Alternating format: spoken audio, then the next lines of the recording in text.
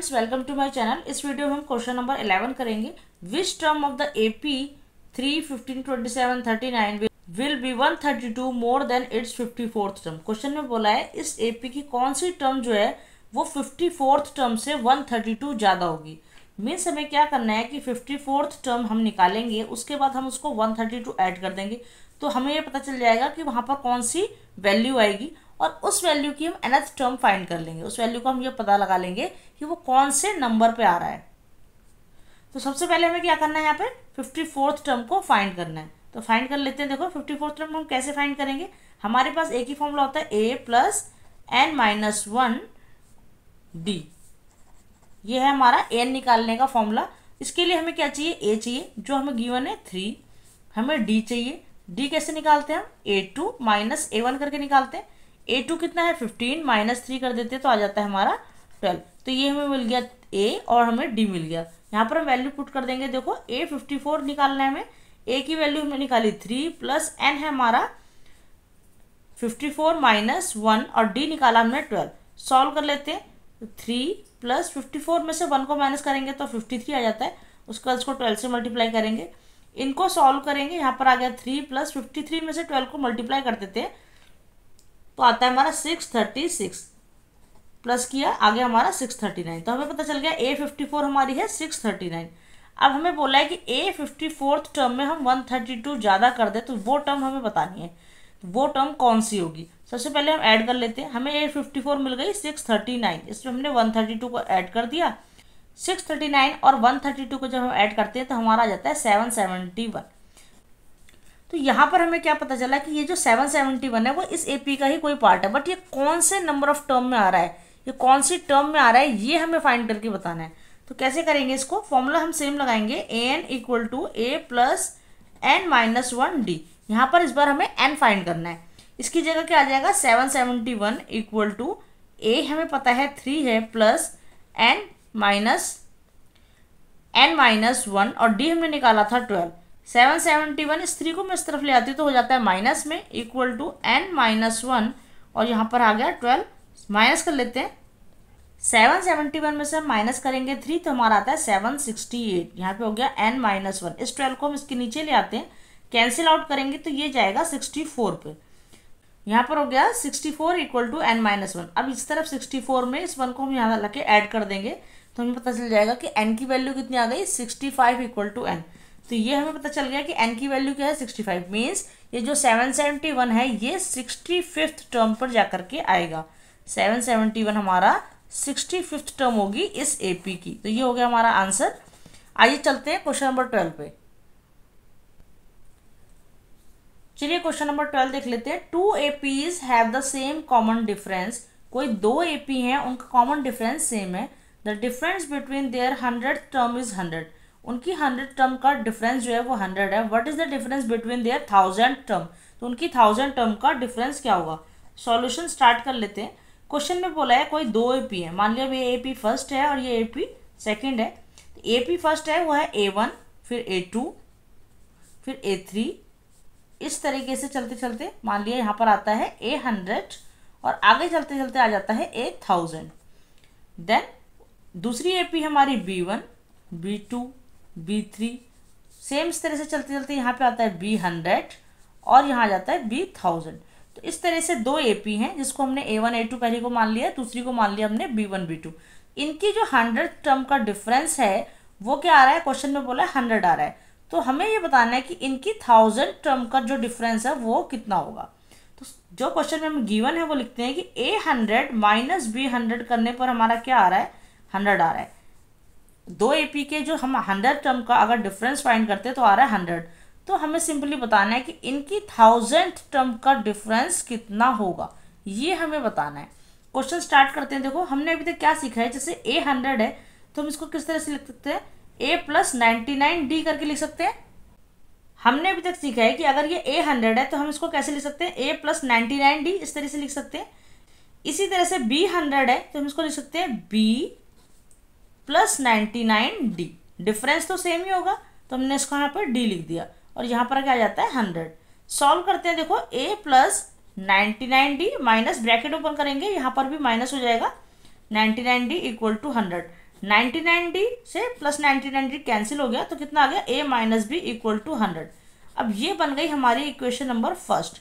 इसको हम यहाँ पर पुट करेंगे, कैसे करेंगे, अब यहाँ पर देखो A1000 को हम कैसे लिख सकते हैं, A प्लस 999D माइनस इस तरह भी लिख देंगे B प्लस 999D। अब क्या करते हैं, देखो ब्रैकेट को ओपन कर लेते हैं, A plus 999D minus B minus 9D cancel out हो जाएगा, प्लस ये माइनस कैंसिल आउट हो गया, बच गया हमारे पास A माइनस बी। तो अभी हमने यहाँ पर निकाला है कि A माइनस बी कितना होगा, 100 होगा। तो यहाँ पर लिख सकते हैं इसकी जगह कि A माइनस बी क्या हो सकता है, 100 होगा। तो ये हमारा आ गया इसका answer, means A minus B की वैल्यू आ गई 100। इसका मतलब क्या हुआ कि जो इनकी 1000 टर्म होगी, A1000 माइनस B1000, मतलब इनके बीच का डिफरेंस भी कितना आएगा, 100 आएगा। तो ये हो गया हमारा आंसर। नेक्स्ट कर लेते हैं हम इसका क्वेश्चन नंबर 13। चलिए देखते हैं question number 13। How many 3 digit numbers are divisible by 7। Question में बोला है ऐसे कितने 3 डिजिट के नंबर हैं जो 7 से डिवाइड हो जाते हैं। तो सबसे पहले तो हमें पता है कि 3 डिजिट के नंबर कहाँ से स्टार्ट होते हैं, 100 से स्टार्ट होना शुरू हो जाते हैं। तो सबसे पहला नंबर तो हम फाइंड कर सकते हैं कि 100 के बाद ऐसा कौन सा नंबर है जो 7 से डिवाइड होता है, वो होता है 105। तो ये जो 105 है ये हमारा क्या हो जाता है, A1 हो जाता है। इसके बाद जो हमें A2 निकालना है वो हम कैसे निकाल सकते हैं, इसमें 7 ऐड कर देंगे तो सिंपली हमें पता चल जाएगा। इसमें 7 ऐड करेंगे तो कितना हो जाता है, 112 हो जाएगा। उसके बाद इसमें फिर से आप 7 ऐड कर दीजिए तो आ जाएगा 119, और इस तरह से ये AP चलती जाएगी। लेकिन हमें यहाँ पर कैसे पता चलेगा कि लास्ट नंबर क्या होगा। लास्ट नंबर निकालने के लिए मैं आपको ट्रिक बताती हूँ। देखो तो हमें पता है कि लास्ट 3 डिजिट नंबर होता है हमारा 999। लास्ट 3 डिजिट नंबर हमारा क्या होता है, 999 होता है। बट ये 999 जो है हमारा वो 7 से डिवाइड नहीं होता। लास्ट नंबर पता लगाने के लिए आप क्या कर सकते हैं, उसको फाइंड करने के लिए आप इसको 7 से डिवाइड कर दीजिए। 7 से डिवाइड करेंगे, 7 1 जा 7, 9 में से 7 गया 2, यहाँ पर आ गया 9, 7 4 जा 28, उसके बाद यहाँ बच गया 1, यहाँ पर हो गया 9 और हो गया 7 2 जा 14। अब यहाँ पर हमारा रिमाइंडर बच रहा है 5। तो हम क्या कर सकते हैं, सिंपली इस 999 में से अगर मैं 5 को माइनस कर दूँ तो मेरे पास वो नंबर आ जाएगा जो 7 से डिविजिबल होगा। तो यहाँ आ जाएगा 994। तो ये नंबर जो है हमारा 7 से प्रॉपरली डिवाइड होगा। तो हमारा लास्ट नंबर ना ये होगा। अब हमें बताना है हाउ मैनी, मतलब कितने नंबर होंगे। कितने नंबर होंगे इसका मतलब ये है कि हमें निकालनी है इसकी nth टर्म। हमें पता चल जाएगा ये कौन सी टर्म पे आ रहा है, 1 पे आ रहा है, 2 पे आ रहा है, 8 पे आ रहा है, 26 पे आ रहा है, जिससे हमें पता चल जाएगा कि इस तरह के कितने नंबर होंगे जो 7 से डिवाइड हो रहे हैं। इसके लिए हम निकालेंगे, सिंपली फॉर्मूला लगाएंगे an equal to a plus n minus 1 और होगा d।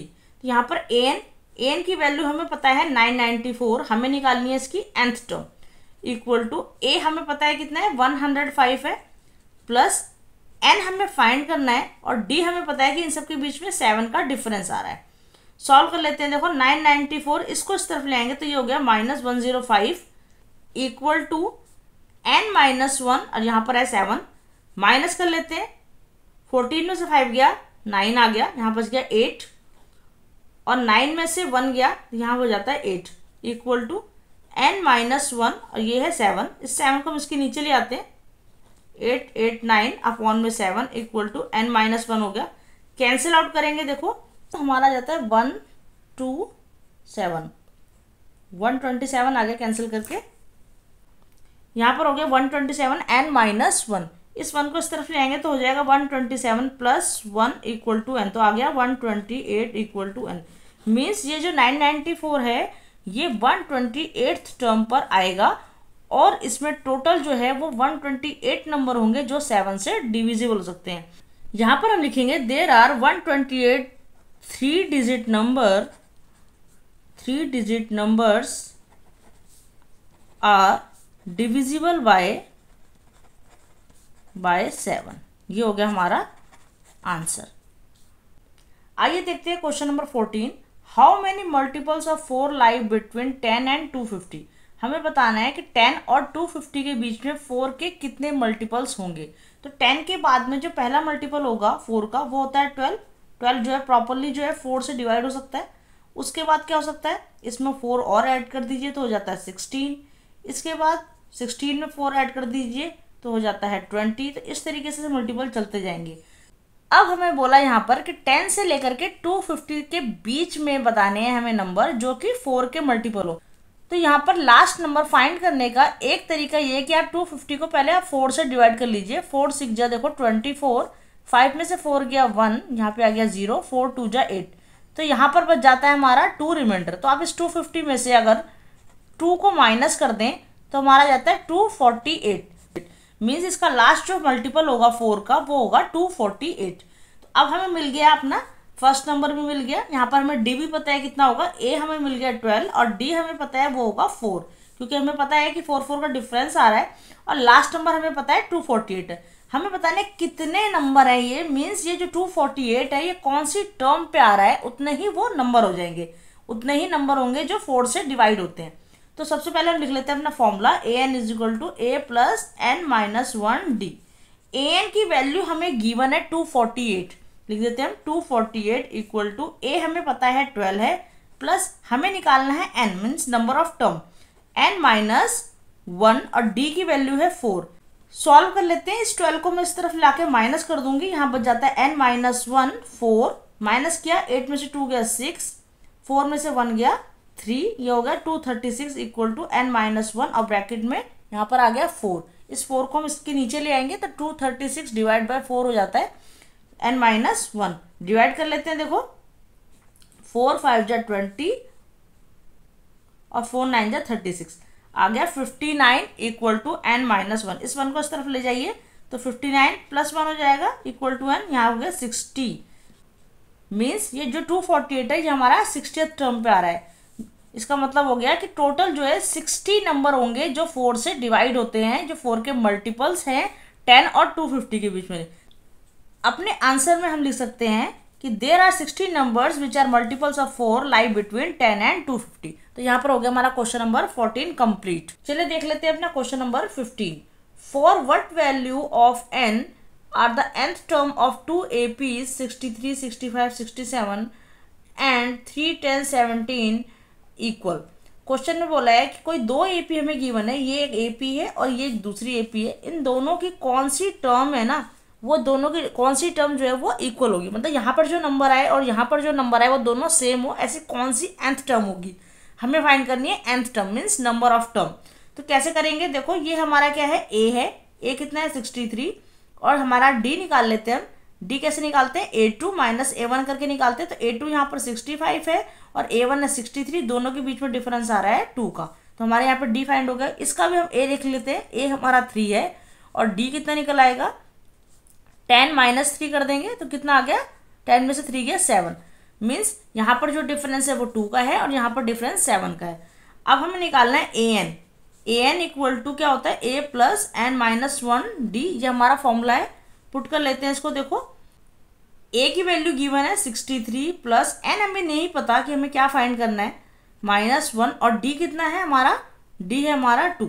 सॉल्व कर लेते हैं इसको, देखो 63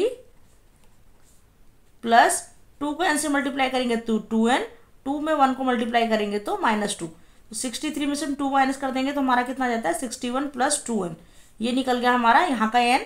इस तरफ हम an फाइंड कर लेते हैं। तो an का फॉर्मूला है an equal to a plus N minus 1 D. a है यहाँ पर 3 प्लस एन माइनस 1, यहाँ पर d कितना है हमारा 7 है। सॉल्व कर लेते हैं, देखो 3 प्लस 7n माइनस 7, तो हो गया 7 में से 3 को माइनस कर देंगे तो आता है हमारा -4 प्लस 7n, ये आ गया हमारा इस तरफ की है। अब क्वेश्चन में बोला कौन सी nth टर्म दोनों की इक्वल हो जाएगी, मीन्स इसकी an टर्म और इसकी nth टर्म दोनों होनी चाहिए इक्वल। तो हम लिख लेते हैं जो इसकी वैल्यू आई है 61 प्लस 2n और इस तरफ की आई है हमारी -4 प्लस 7n। सॉल्व कर लेते हैं, देखो 61 है, इसको इस तरफ ले आओ तो ये हो जाता है +4 और हम 2n को इस तरफ ले जाते हैं 7n माइनस 2n। सॉल्व कर लेंगे, ये हो गया 65 इक्वल टू 7 में से 2 क्या आ गया 5n। डिवाइड कर लेते हैं, 65 कौन में 5 इक्वल टू n, 5 1 जा 5, 5 3 जा 15, तो आ गया मीन्स जो 13th टर्म है हमारी, मीन्स 13 नंबर की जो टर्म है वो दोनों AP की इक्वल हो जाएगी। हमें ये फाइंड करने के लिए नहीं कहा कि यहाँ पर कौन सा नंबर आएगा, सिर्फ हमने बतानी है कि यहाँ पे कौन सी टर्म है दोनों एपी की जो इक्वल होगी। तो इसकी 13th टर्म और इसकी 13th टर्म दोनों जो है वो क्या हो जाएंगी, इक्वल हो जाएंगे। तो यहाँ पर ये हमारा आंसर हो गया। आई होप आपको वीडियो समझ में आई होगी। वीडियो अच्छी लगी तो प्लीज़ लाइक करें, फ्रेंड्स में शेयर करें और चैनल को सब्सक्राइब करें। Thanks for watching.